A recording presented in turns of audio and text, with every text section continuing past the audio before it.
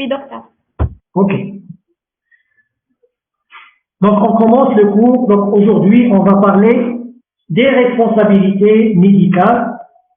Donc, il y a 4 types de responsabilités. Il y a la responsabilité civile, administrative, pénale et disciplinaire.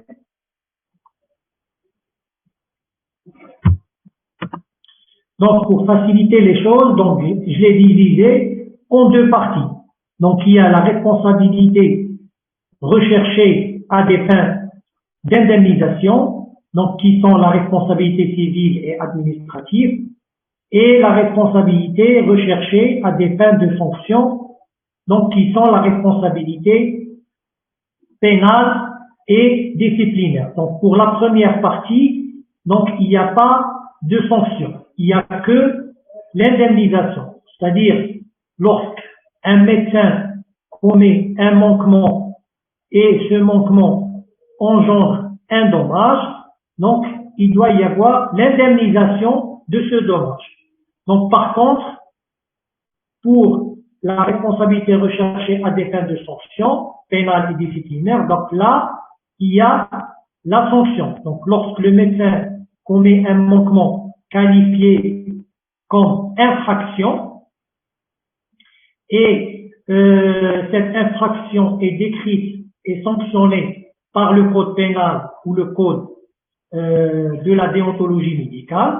Donc là, le médecin, donc il va subir des sanctions. Donc les sanctions, donc pour le code pénal, donc c'est l'amende et l'emprisonnement, et pour le code de la déontologie médicale, c'est la responsabilité disciplinaire. Donc la sanction peut aller de l'avertissement à l'interdiction d'exercer.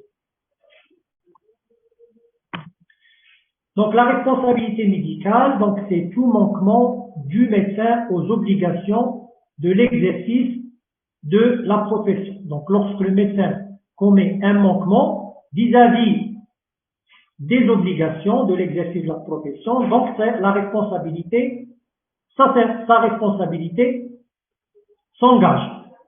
Donc la responsabilité, donc se diffère, ou les responsabilités donc se diffèrent en fonction, c'est-à-dire du type du manquement et le lieu de l'exercice. Par exemple, si un médecin commet un manquement qualifié comme une faute et cette faute engendre ou entraîne un dommage, donc c'est la responsabilité. Donc là, lorsqu'il y a une faute, c'est la responsabilité.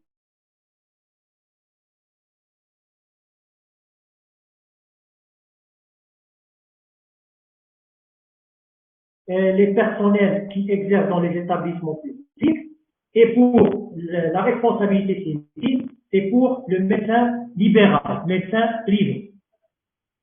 Par contre, lorsqu'un médecin commet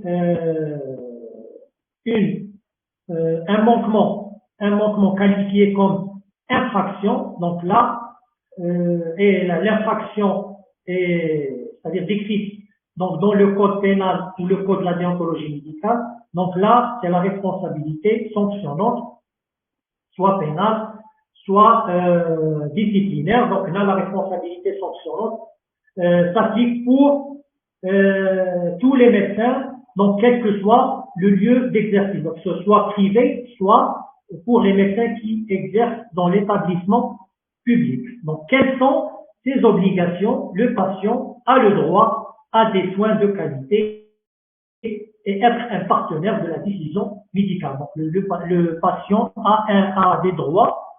Donc il y a là, donc on doit noter qu'il y a des obligations et des droits vis-à-vis le médecin et vis-à-vis le patient. Donc le patient a le droit à des soins de qualité. Donc c'est quoi les soins de qualité?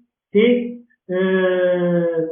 c'est-à-dire que le médecin doit avoir tous les moyens nécessaires, doit établir tous les moyens nécessaires afin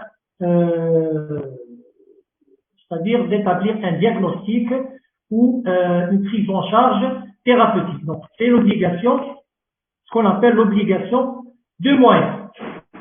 et être un partenaire de la décision médicale, c'est-à-dire que le médecin doit informer et il doit obtenir le consentement du patient, donc avant chaque acte médical. Donc il y a deux obligations principales. Donc il y a la première, c'est l'obligation de moyens. On doit avoir tous les moyens nécessaires, de la prudence, de diligence avant chaque acte médical, et on doit aussi informer et avoir le consentement, obtenir l'accord et le consentement du malade avant chaque acte médical.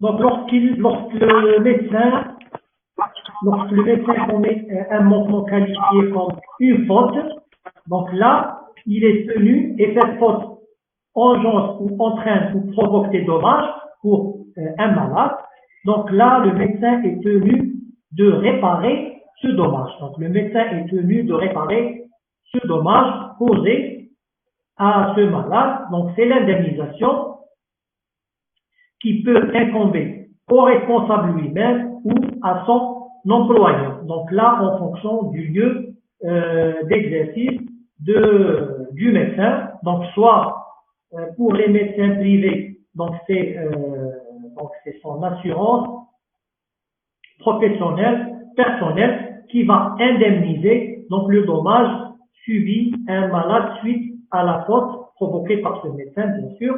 Et dans les établissements publics, donc là, c'est l'administration qui couvre ces agents. Donc c'est l'administration qui couvre ces agents. Donc il y a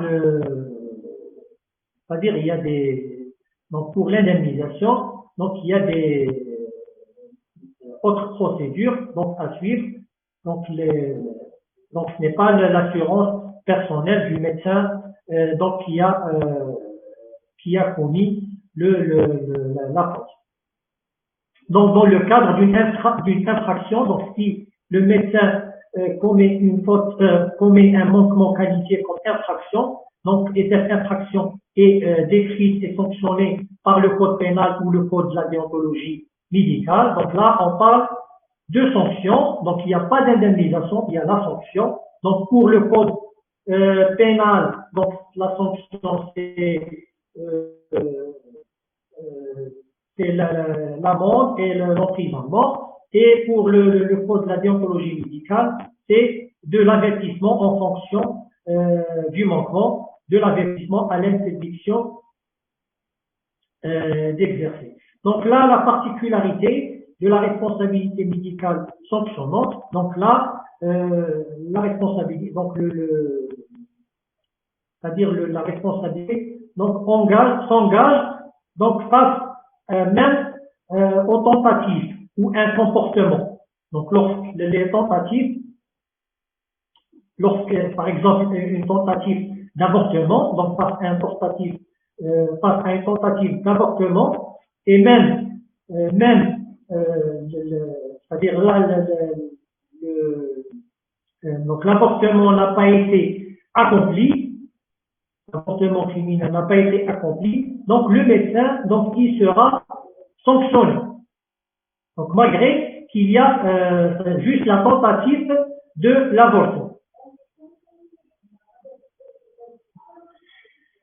Donc les progrès scientifiques ont amélioré l'efficacité des techniques, donc qui fait apparaître de nouveaux risques au métier.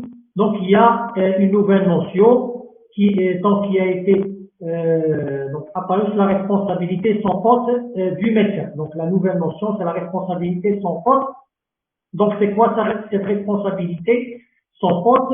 Donc c'est-à-dire donc qui s'applique dans deux situations. Donc la responsabilité sans faute s'applique dans deux situations. Donc lorsqu'il y a l'infection liée aux soins, lorsqu'il y a une infection liée aux soins, c'est l'infection nosocomiale, ou l'utilisation d'un produit défectueux. Donc la responsabilité sans faute,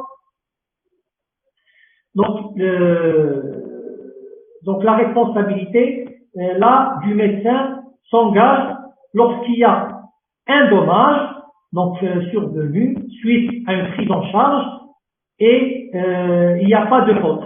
Donc il n'y a pas de faute telles que les infections nosocomiales ou les infections liées aux soins. Donc le patient qui s'estime victime d'un acte médical peut rechercher l'une ou l'autre de ses responsabilités. Il peut les mettre toutes en jeu simultanément. Ça veut dire quoi? Ça veut dire qu'il y a des manquements qui engagent à la fois la responsabilité pénale et la responsabilité disciplinaire, voire même la responsabilité civile ou administrative en même temps. Par exemple, une violation du secret médical engage la responsabilité pénale. Pourquoi? Parce que la violation du secret professionnel est décrite et sanctionnée par le code pénal et engage en même temps la responsabilité disciplinaire. Pourquoi? Parce que la violation du secret médical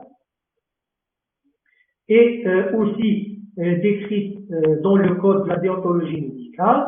Donc, elle est sanctionnée par le code de la déontologie médicale. Donc là, lorsqu'il y a une violation du secret médical, donc il y a deux types de responsabilités qui s'engagent. Donc, c'est la responsabilité pénale et la responsabilité disciplinaire en même temps. Donc, le médecin, donc, il peut donc subir des sanctions, par exemple amendement emprisonnement et en même temps avertissement ou un arrêt ou l'interdiction d'exercer. Donc il pourra subir les deux sanctions en même temps, les sanctions pénales et les sanctions disciplinaires. Donc il y a même lorsqu'il y a un dommage occasionné par cette violation du secret médical, c'est-à-dire un retentissement psychologique, etc. Donc là, il peut même, ou la responsabilité civile ou administrative peut aussi donc s'engager. Donc, on va commencer par la responsabilité recherchée à des fins d'indemnisation. Donc, on a dit qu'il y a deux types de responsabilités. Il y a la responsabilité civile et la responsabilité administrative. Donc, selon que l'acte fautif a été réalisé, donc en fonction du lieu donc d'exercice du personnel médical ou du médecin, donc soit dans un établissement public, donc on a dit dans un établissement public, c'est la responsabilité administrative. Dans le cadre d'un exercice libéral, c'est la responsabilité civile. Donc, dans un établissement public, donc la responsabilité administrative devra être recherchée devant les juridictions d'ordre administratif, telles que le tribunal administratif, la cour administrative et le conseil d'État. Donc ça veut dire quoi? Ça veut dire que lorsqu'il y a ou lorsqu'un malade donc se sent lésé, donc vis-à-vis un manquement ou un médecin qui exerce dans un établissement public, donc là, le malade va porter plainte contre l'établissement public, contre l'administration. Donc c'est la particularité de la responsabilité administrative. Donc c'est que l'établissement public couvre ses agents. Donc en cas de litige, le malade porte plainte contre l'administration. Donc il va porter plainte où? Au niveau du tribunal administratif. Puis si ce malade donc n'est pas satisfait du jugement du tribunal administratif, donc il a le droit de faire appel auprès de la cour administrative. Donc si pour une deuxième fois donc il n'est pas satisfait du jugement donc prononcé par la cour administrative, donc il a le droit de faire appel au niveau du conseil d'État. Par contre, dans le cadre d'un exercice libéral, donc la responsabilité civile devra être recherchée devant les juridictions de l'ordre judiciaire. Donc c'est le tribunal ordinaire, la Cour et la Cour suprême. Donc pour les médecins qui exercent le privé, donc là, lorsqu'il y a des litiges avec un malade, donc le malade porte plainte directement contre le médecin. Donc il n'y a pas d'administration, donc il y a le médecin, donc le médecin privé, donc c'est lui le propriétaire. Donc là, donc il va porter plainte contre le médecin au niveau du tribunal ordinaire. Donc il ne passe pas donc, au niveau du tribunal administratif. Donc, parce qu'il n'y a pas donc là, une administration donc, qui constitue une partie de la plainte. Donc il y a donc un patient donc qui est donc une partie civile, et il y a le médecin libéral qui donc c'est pas une administration, donc c'est une partie civile. Donc la plainte se déroule au niveau tribunal ordinaire, et c'est la même chose lorsque le malade n'est pas satisfait du jugement, il passe à la cour. Donc puis il peut faire deuxième appel au niveau de la Cour suprême. Donc là, il y a depuis la loi du 4 mars 2002, la loi Kouchner, donc là, donc c'est une loi française, donc on doit noter que en Algérie, il n'y a pas de la jurisprudence médicale. Donc il n'y a pas de la jurisprudence médicale.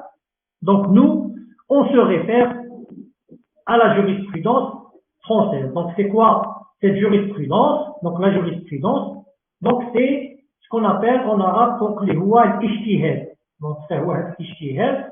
Donc c'est un ensemble de recommandations et de réflexions établies par des magistrats, par des doctorants face à une situation médicale donnée. Et ces recommandations ou cette réflexion ou ces réflexions donc, vont être utilisées dans les mêmes situations médicales rencontrées dans l'avenir. Donc là, en Algérie, il n'y a pas de jurisprudence médicale. Donc nous, on se réfère à la jurisprudence française, bien sûr, en respectant la religion et donc la culture, les coutumes, etc. Donc là, il y a la loi Kouchner. Donc là, on doit noter que la responsabilité indemnitaire peut être mise en cause dans le cadre d'une procédure amiable devant le Conseil de conciliation et d'indemnisation, qui n'est pas une juridiction de jugement. Ça veut dire quoi? Ça veut dire lorsqu'il y a des litiges entre un médecin et un patient, c'est-à-dire que le patient a commis une faute et cette faute a engendré des dommages, donc pour le malade. Donc là, le médecin ou le malade, il sera indemnisé à l'amiable directement au niveau de du CCI, donc qui n'est pas une juridiction de jugement.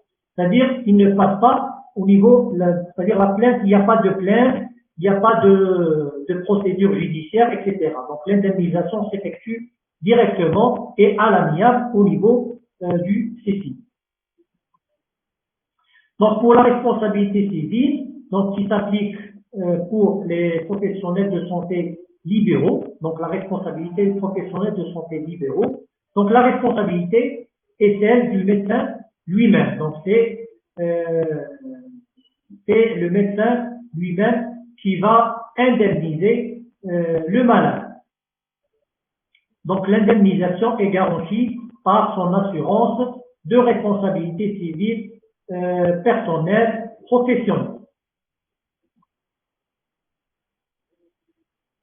Donc là, on va parler des conditions c'est-à-dire d'engagement de la responsabilité. Donc en premier lieu, la première condition principale, c'est l'existence du dommage. Donc là, on doit noter, donc lorsqu'il y a une faute sans dommage, donc il n'y a pas d'indemnisation, parce que l'assurance indemnise le dommage.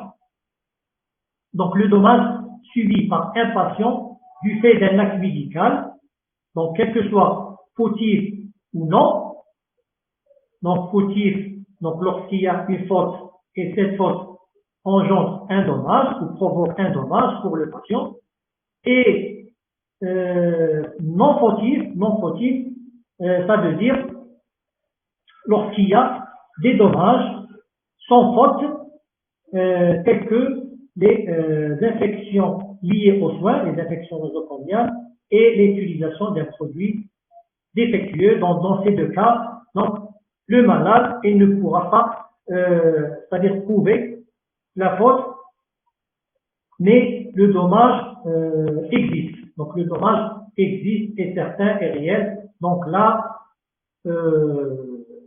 donc il sera indemnisé, donc vu le dommage subi. Donc en absence de dommage, il ne peut y avoir de responsabilité civile. Donc lorsqu'il n'y a pas de dommage, donc il n'y a pas de responsabilité. Lorsqu'il y a la faute seulement, il n'y a pas de responsabilité. Donc il y a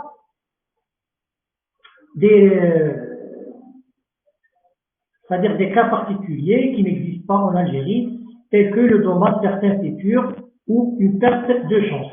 Donc il y a le dommage certains futurs ou une perte de chance, donc qui n'existe pas en Algérie. Donc pour exemple, donc la future stérilité d'une jeune patiente impubère du fait d'une irradiation fautive.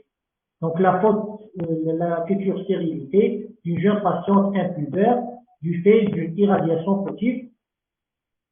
Donc par exemple en France, donc lorsque une jeune donc célibataire, célibataire, donc a subi des irradiations, c'est-à-dire par les rayons X, irradiation fautive, un excès d'irradiation, et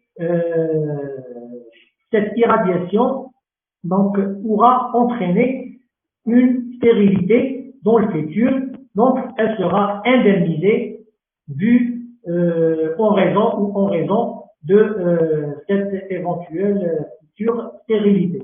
Donc la chose qui n'existe pas en Algérie. Donc deuxième condition, c'est l'existence d'une faute. Donc là, on distingue trois types de fautes.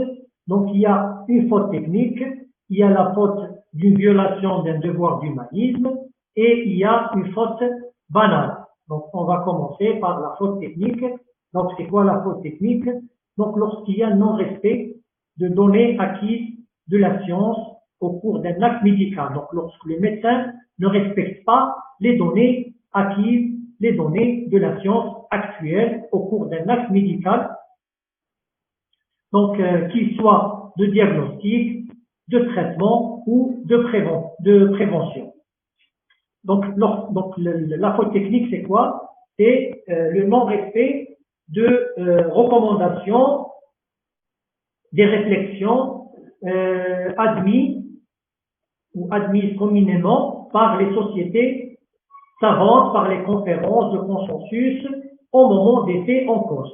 Donc lorsque le médecin ne respecte pas ces données, ces recommandations, donc là c'est une faute technique et il y a une responsabilité qui s'engage lorsqu'il y a un dommage associé. Donc on va donner un exemple, l'absence de prescription d'un traitement anticoagulant chez une personne plâtrée d'un membre inférieur sans droit à l'appui. Donc une personne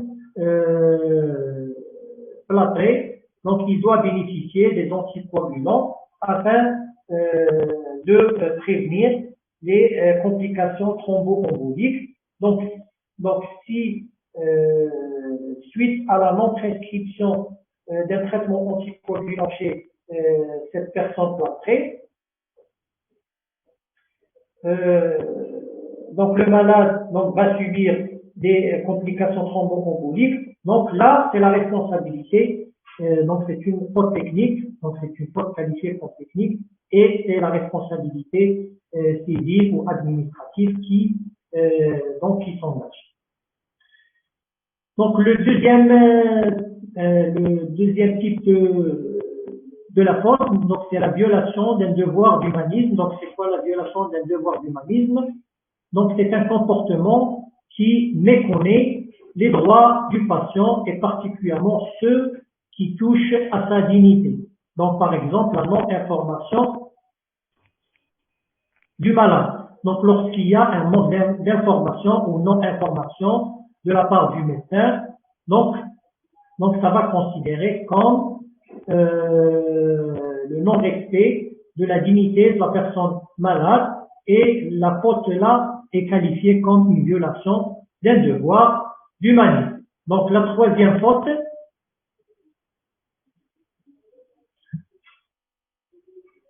donc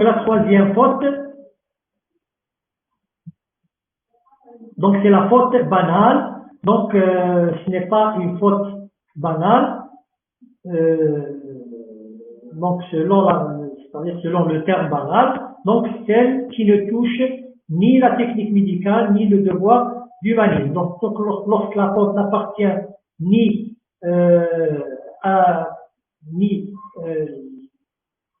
n'appartient pas à la faute médicale ni à la faute de devoir d'humanisme, donc là on la classe comme une faute banale, mais elle peut être grave par conséquence. Par exemple, l'amputation d'un membre sain au lieu du membre pathologique. Donc, il y a ce qu'on appelle les erreurs de latéralité. Donc, lorsqu'un chirurgien opère un membre sain au lieu du membre malade, donc c'est une erreur de latéralité. Donc, cette faute, on ne peut la classer ni comme une faute technique, ni une violation d'un devoir d'humanisme, donc c'est une faute banale.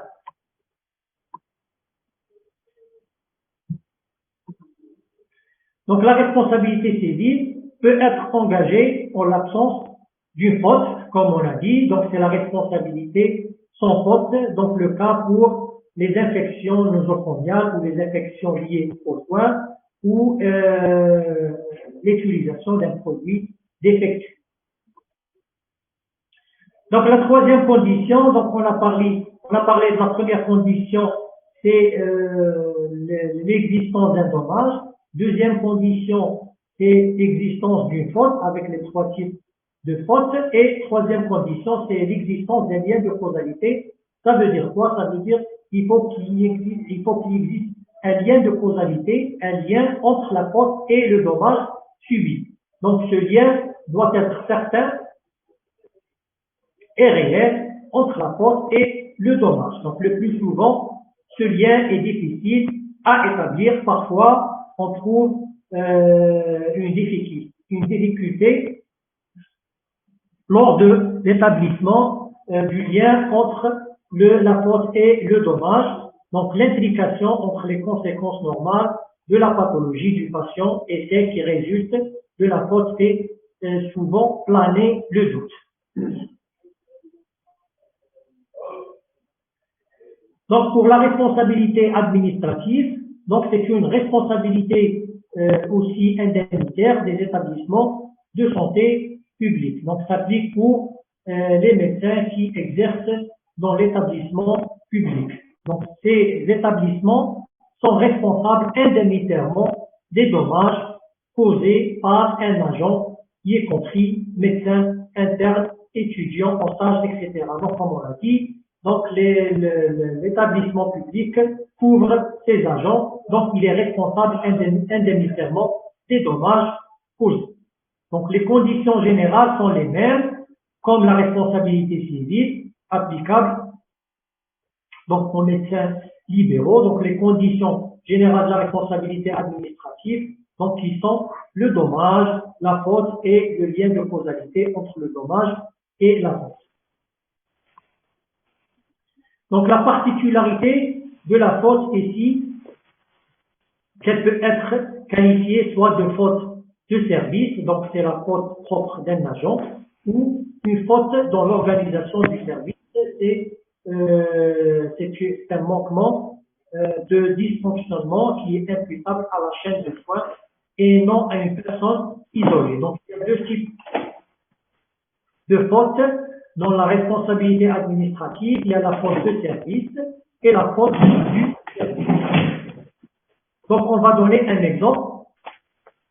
Donc, chute d'un malade, d'un brancard dans un service d'urgence à raison de l'encombrement des couloirs. Donc là, est-ce qu'il s'agit d'une faute de service, la faute d'un agent ou d'un médecin ou d'un agent, c'est-à-dire un personnel médical, ou bien une faute dans l'organisation du service. Donc là, c'est une faute du service, c'est une faute dans l'organisation du service. Donc c'est un dysfonctionnement de la chaîne de soins et donc ce n'est pas une faute d'une personne isolée. Donc comporte aussi la responsabilité sans faute, donc la particularité de l'administration, de la responsabilité administrative, donc la responsabilité sans faute. Donc, en matière d'infection nosocomiale, donc les maladies liées aux soins et les produits défectueux. Donc, la commission d'une faute détachable du service, donc il y a notre type de faute, donc c'est la faute détachable du service. Donc, la faute détachable du service, donc c'est le médecin qui en répond indemnitairement au titre de sa responsabilité civile personnelle. Donc, sauf homicide ou blessure volontaire. Donc là, lorsque la faute est qualifiée comme détachable du service, donc l'établissement n'indemnise pas le malade et c'est la responsabilité personnelle, professionnelle du médecin qui a commis la faute, qui va indemniser le malade. Donc cette faute détachable résulte soit d'une faute commise en dehors du service, soit d'une faute d'une particularité grave. Donc pour la faute détachable du service, se qualifier lorsque le médecin commet une faute en dehors du service, en dehors des heures de travail. Donc là, l'établissement public ne prend pas en charge c'est-à-dire l'indemnisation ou la réparation du dommage subi. Pourquoi? Parce que la faute a été commise en dehors des heures de travail. Donc par exemple, la prise en charge d'une personne malade dans un train ou d'un avion lors d'un déplacement privé, le médecin n'est pas dans ce cas de figurer en service. Donc là, lorsqu'un médecin en dehors des heures de travail, donc à la gare, il est en train,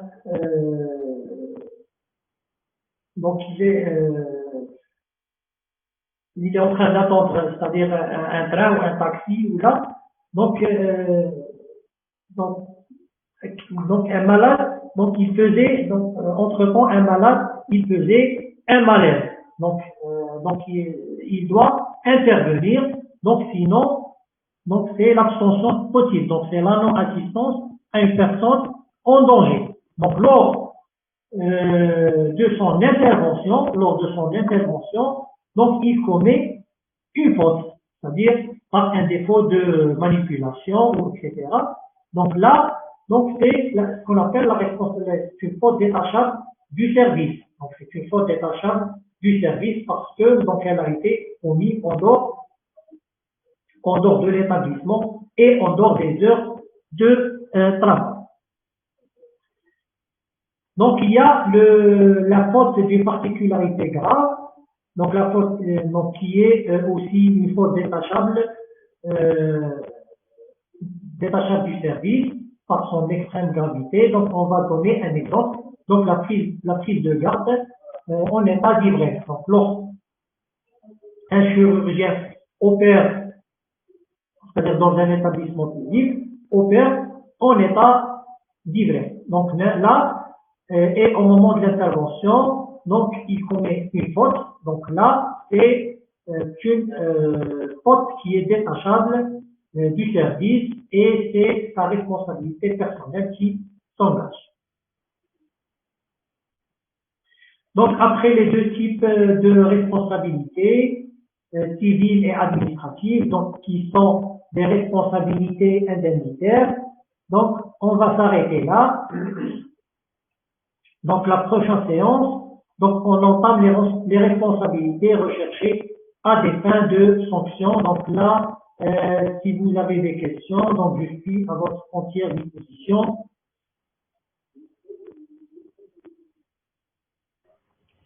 Docteur, s'il vous plaît.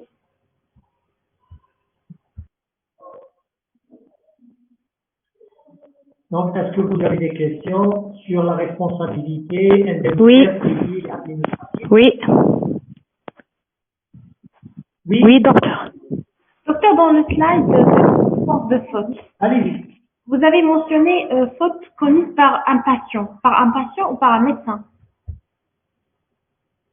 Comment? Dans le slide de l'existence d'une faute. Est-ce que vous pouvez la rédiger, s'il vous plaît, parce que j'entends mal? D'accord, oui, il n'y a pas de souci.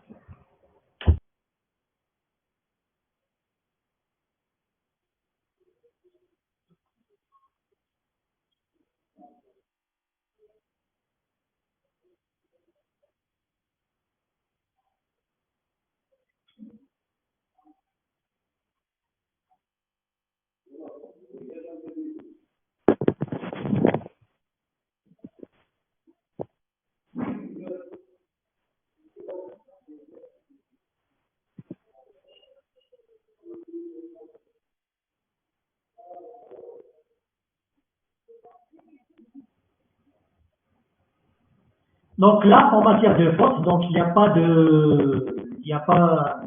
donc probablement c'est une faute de frappe.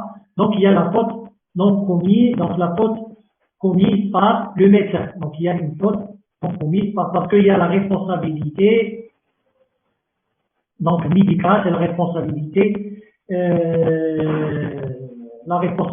du médecin qui s'engage. Donc par contre, donc lorsque le patient est indiscipliné, donc il ne suit pas les indications et les informations établies par le médecin. Donc là, et donc suite à ce non-respect des indications et des informations, donc il va y avoir un dommage. Donc là, donc il n'y a pas de responsabilité médicale parce que donc, il y a non-respect des indications de la part du patient. Donc on peut dire que c'est une faute donc, qui a été commise par le patient. Donc mais il n'y a pas une faute proprement dite d'un patient. Donc là on parle de la responsabilité médicale et on a parlé des trois types de fautes donc qui peuvent être commises donc, par un médecin.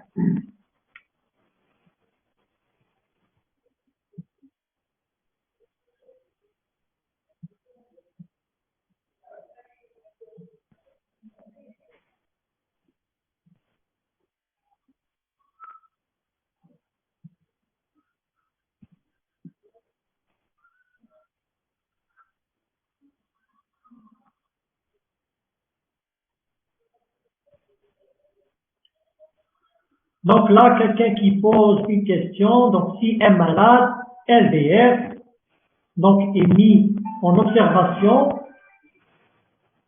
donc durant une garde et vers 5 heures du matin a été trouvé décédé, est-ce que la responsabilité est engagée? Donc là,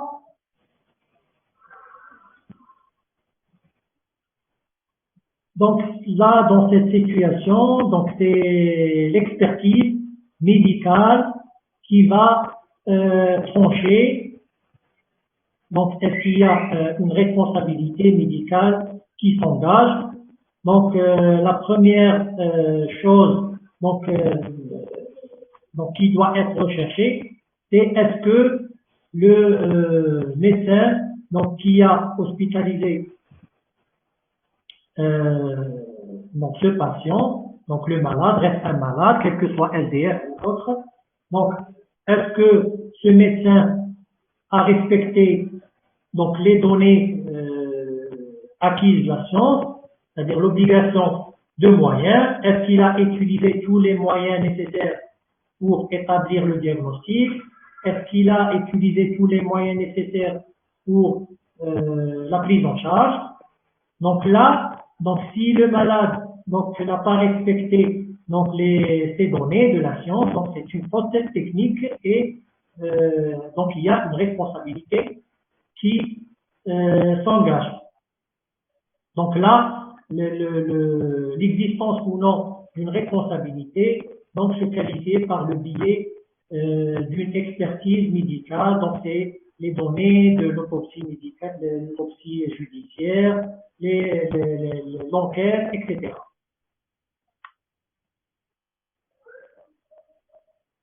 Donc là, mais on doit connaître que le médecin est tenu d'une obligation de moyens et non d'une obligation de résultats. Donc l'obligation de moyens, on doit utiliser tous les moyens nécessaires pour établir un diagnostic ou un traitement.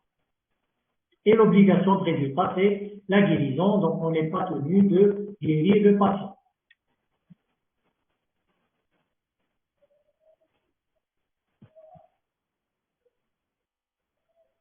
Donc là, il y a une question donc, qui a été posée. Donc, pour éviter de commettre une faute détachable, donc, vaut mieux ne pas intervenir. Donc là, donc c'est plus grave. Donc, le fait de ne pas intervenir. Donc là, c'est non-assistance à une personne en danger. Donc là, la non-assistance à une personne en danger, donc se qualifie comme infraction. Donc, c'est une infraction et cette infraction est sanctionnée ou punie par le code pénal et le code de la déontologie médicale. Donc, il y a donc une arme à double tranchant. Donc, il y a la responsabilité pénale qui s'engage et en même temps, c'est la responsabilité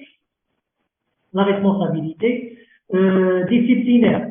Donc, la responsabilité disciplinaire et donc, il peut y avoir même la responsabilité indemnitaire civile lorsqu'il y a des dommages. Donc, lors de non-intervention, donc il va y avoir automatiquement des complications suite à la non-intervention ou la non-assistance du malade. Donc là, il y a même la responsabilité indemnitaire. Donc, il y a 3 types de responsabilités qui sont là. Donc, il vaut mieux intervenir et faire les gestes nécessaires que de s'abstenir.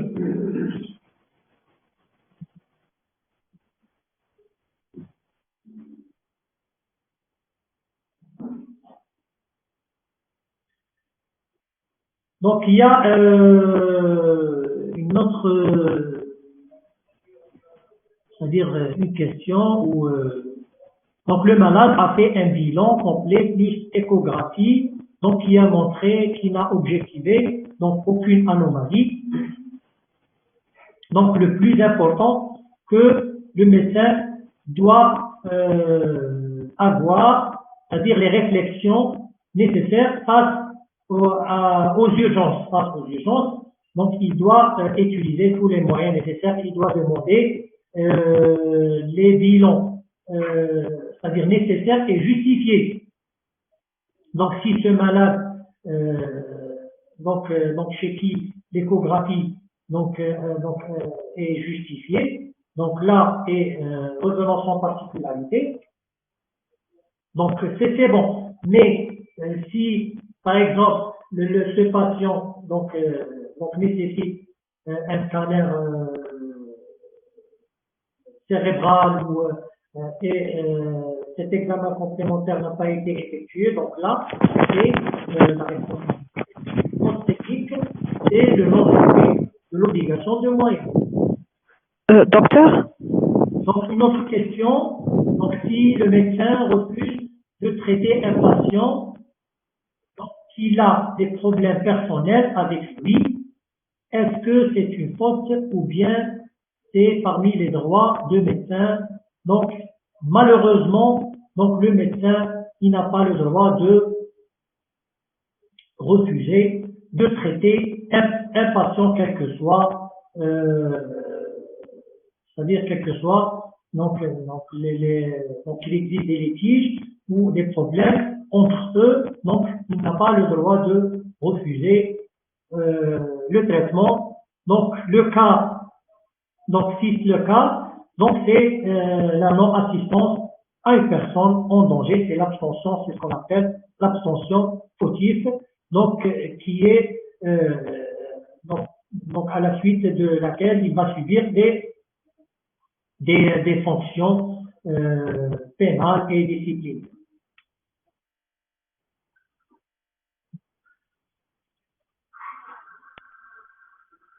Donc une autre question, un patient a été donc désigné comme donc diagnostiqué comme donc un IDM, infarctus du myocarde, lors d'un certificat de décès. Sauf que n'a pas été fait car le CG n'a pas été fait car il était très agité au début. Donc là, comment on pourra c'est-à-dire établir un diagnostic d'infarctus sans avoir effectué ou réalisé un ECG. Donc ce n'est pas possible. Donc ça reste là, donc la cause de la mort, ça reste indéterminé. Donc c'est pas on peut pas qualifier un infarctus de myocarde d'emblée sans examen complémentaire. Docteur, Oui, pour ce cas-là que je viens de poser la question. oui, Oui, ce malade a été hospitalisé et il a fait des bilans, un bilan FNS, un bilan biologique, échographie sans particularité. Il est venu très agité, donc alors les médecins n'ont pas pu faire réaliser un ECG. oui. Échographie sans particularité. Mais on peut pas. Oui. Et donc, On ne peut pas qualifier, c'est-à-dire un diagnostic sans examen complémentaire.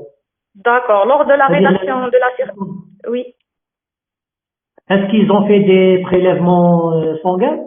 Oui, biologique, c'est un bilan standard, un bilan standard. Un bilan standard. Oui, pas de Est-ce qu'ils ont troponine, fait les c'était... troponines? Non. Donc comment ils ont pu, c'est-à-dire faire le diagnostic sans examen complémentaire, sans les résultats des examens complémentaires. Donc c'est impossible. Ils se sont basés sur... Donc ça reste une hypothèse. Donc on peut faire une hypothèse d'un infarctus de myocarde. Oui, cliniquement. Oui, parce qu'il était très agité, des épigastralgies, et puis vers 5 heures du matin, ils l'ont trouvé décédé. Donc là, il a quel âge? C'est un STF, il pouvait même pas parler. Je sais pas. Jeune, peut-être 35 ans, peut-être 37 ans. Donc 37 ans, c'est même l'infarctus, donc il est rare chez les sujets de 35 ans, 37 ans. Donc l'IDM donc se voit chez les sujets c'est-à-dire de 50, 60 ans. Donc avec des facteurs de risque tels que le tabagisme, l'obésité, etc. Donc sur la base de ça et la clinique, on peut évoquer, c'est-à-dire l'IDM, mais on ne peut pas confirmer, c'est-à-dire l'infarctus de myocarde sans examen complémentaire. Donc dans ce cas-là, le certificat ne doit pas être réalisé qu'après l'autopsie. Non, on peut, c'est-à-dire établir un certificat de constatation décès.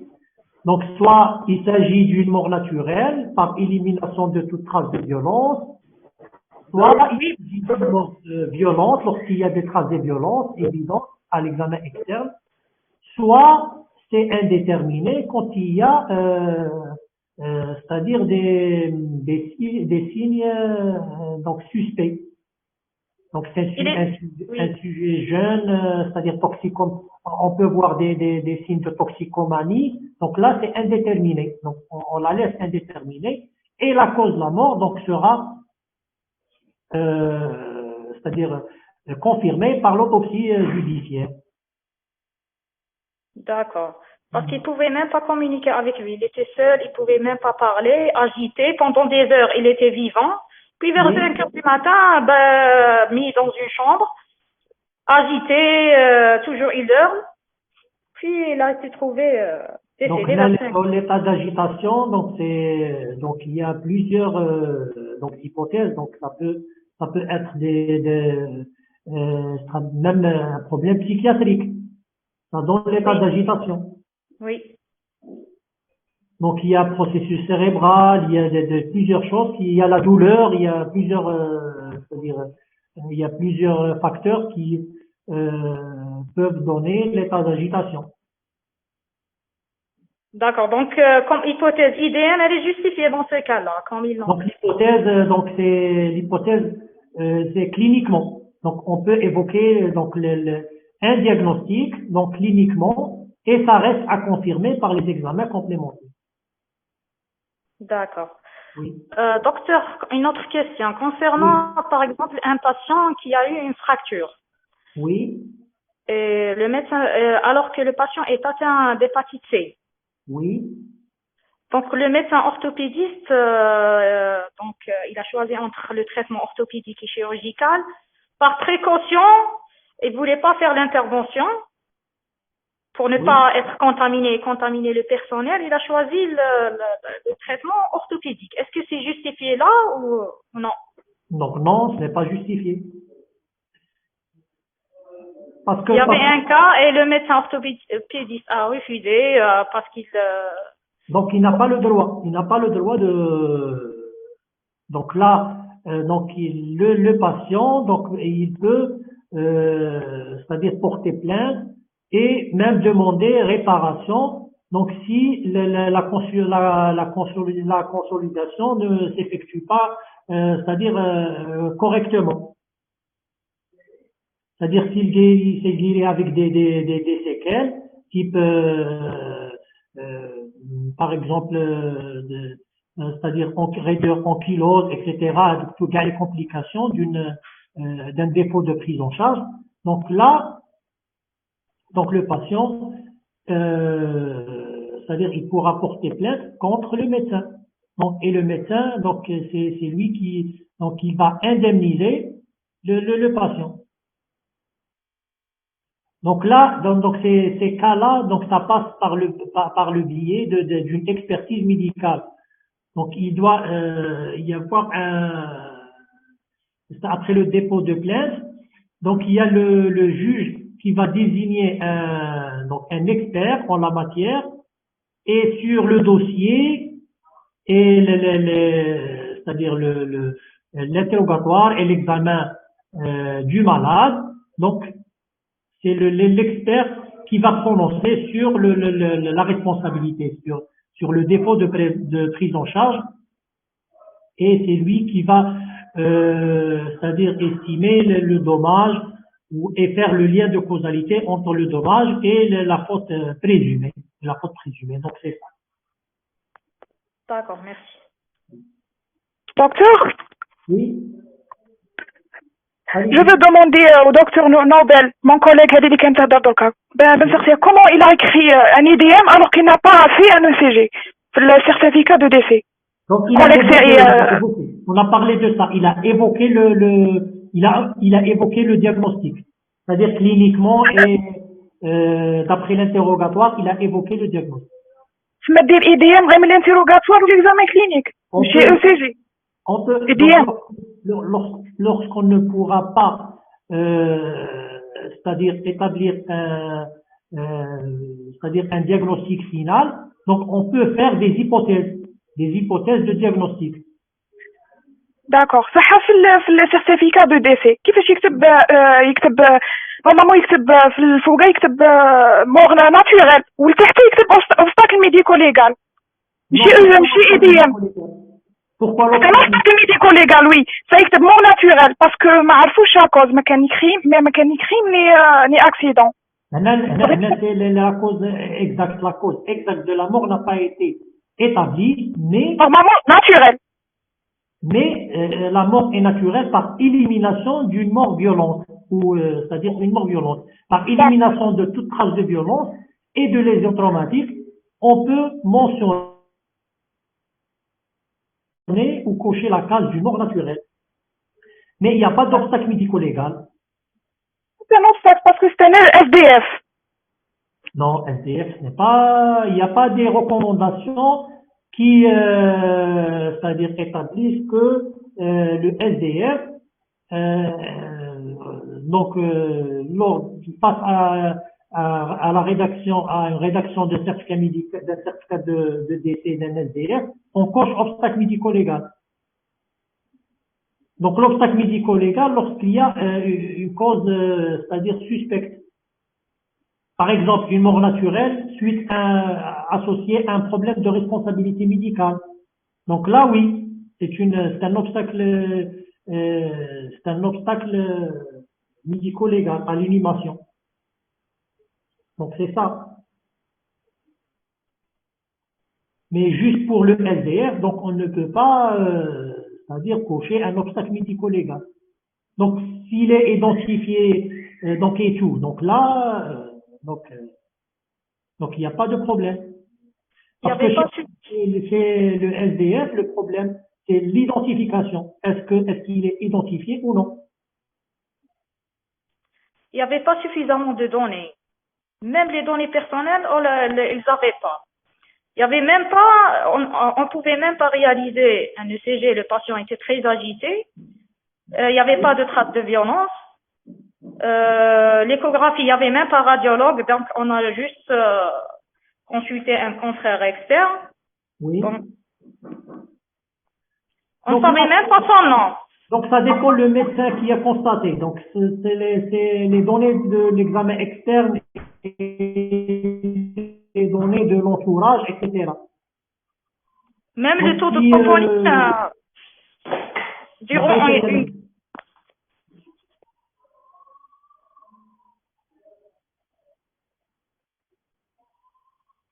Donc là, donc s'il s'agit d'un sujet jeune, donc soit c'est une mort naturelle par élimination, soit indéterminée, soit ça reste indéterminé. Lorsqu'il y a un suspect c'est-à-dire d'intoxication ou c'est-à-dire une mort violente.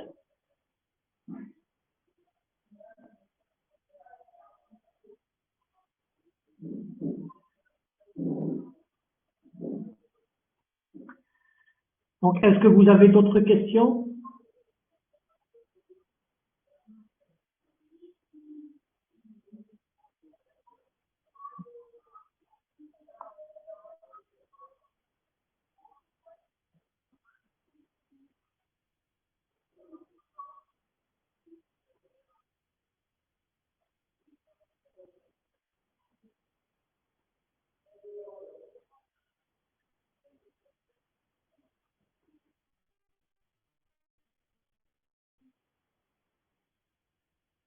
Donc là, il y a une question. Donc, dans le cas où un patient présente un danger pour le malade, une personne parée, par exemple. Donc, est-ce que le médecin a le droit de refuser de l'examiner? Donc là, donc le rôle du médecin, donc c'est juguler l'urgence. Donc, il doit intervenir et faire, c'est-à-dire les premiers gestes d'urgence. Donc après, donc s'il y a donc une prise en charge spécialisée, donc qui sort de ses compétences, donc là, donc il confie le patient à un médecin, donc qui est dans le cadre de sa spécialité. Donc c'est ça. Donc mais il doit juguler l'urgence. Donc, il n'a pas le droit de refuser d'emblée l'examen parce que donc il s'agit d'un patient polyparé ou un patient, c'est-à-dire à haut risque.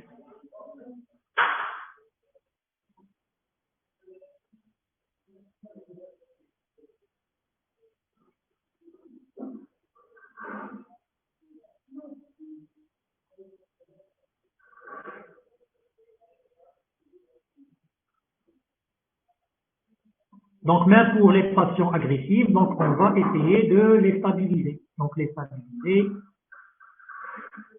Donc, on ne peut pas, c'est-à-dire refuser l'examen clinique.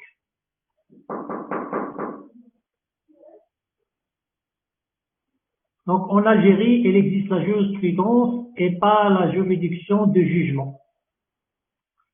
Donc, la juridiction, c'est la justice.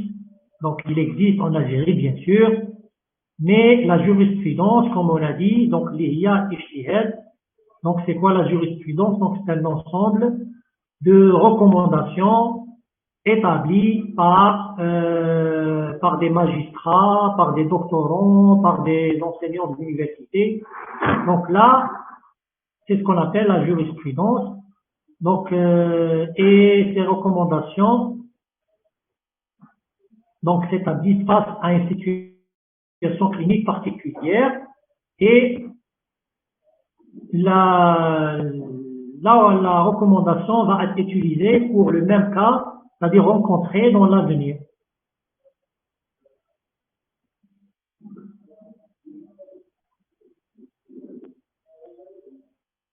Donc, là, une autre question. Donc, quand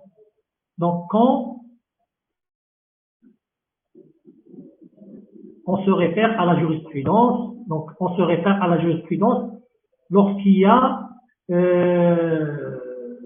c'est-à-dire un cas de responsabilité médicale, mais bien sûr, on doit respecter la religion et la culture et les coutumes. Donc, voilà. Donc, pour, par exemple, le cas de l'avortement, donc n'est pas autorisé en Algérie. Donc, on ne respecte pas, c'est-à-dire les recommandations en matière d'avortement, donc selon les données de la jurisprudence française. Donc, parce que donc il y a, c'est-à-dire nous, l'avortement est, c'est-à-dire régi par la religion et la culture, donc algérienne. Donc, il y a aussi l'euthanasie, il y a d'autres, c'est-à-dire l'euthanasie, donc qui est interdite en Algérie. Par contre, donc elle est autorisée en Belgique, en Suisse, etc.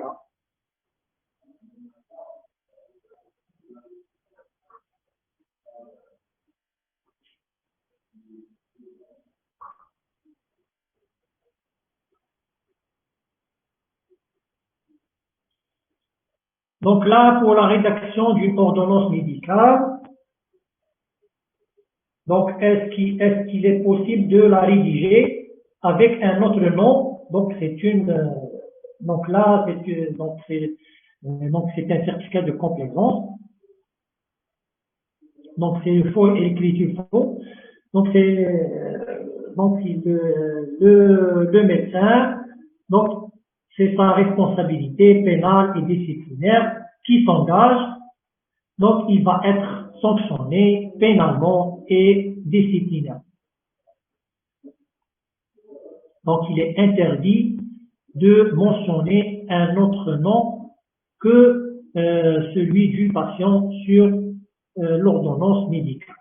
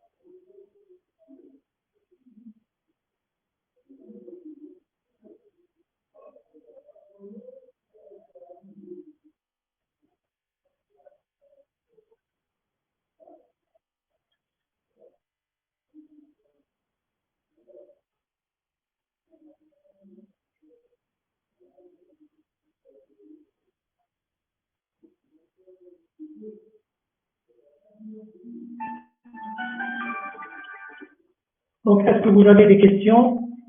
Autres questions?